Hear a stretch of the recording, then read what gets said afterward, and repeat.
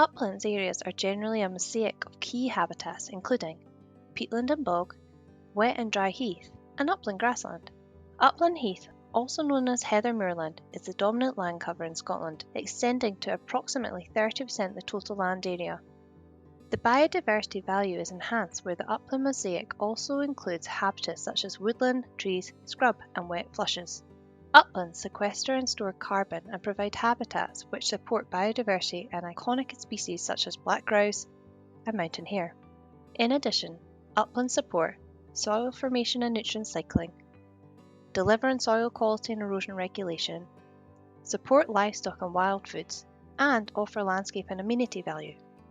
When assessing condition in the uplands, consider several large-scale factors. What colour is heather when viewed from a distance in dry conditions?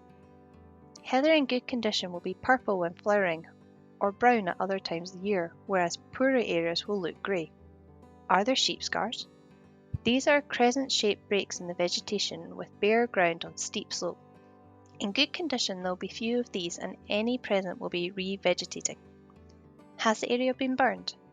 Burned areas will have patches of bare ground or areas with only moss and lichen. Is the vegetation regrowing in the burned area?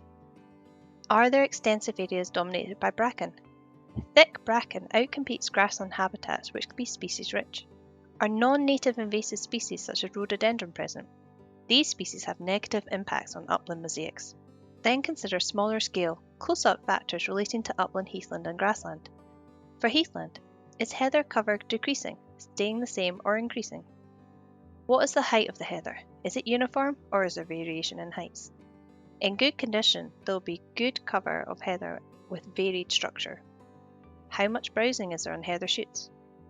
Are there any drumsticks, topari or carpet forms which show heavy browsing? For grassland, we look at the presence of flowering herbs. Are there a good number of flowers present from June to August?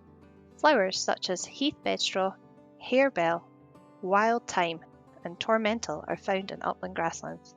What is the structure of grassland like?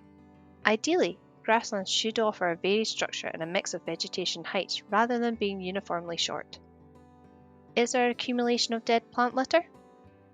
Ideally, there should only be a thin mat of dead plant litter without obvious standing dead material visible. Uplands are hugely important in Scotland and are a key part of our cultural heritage.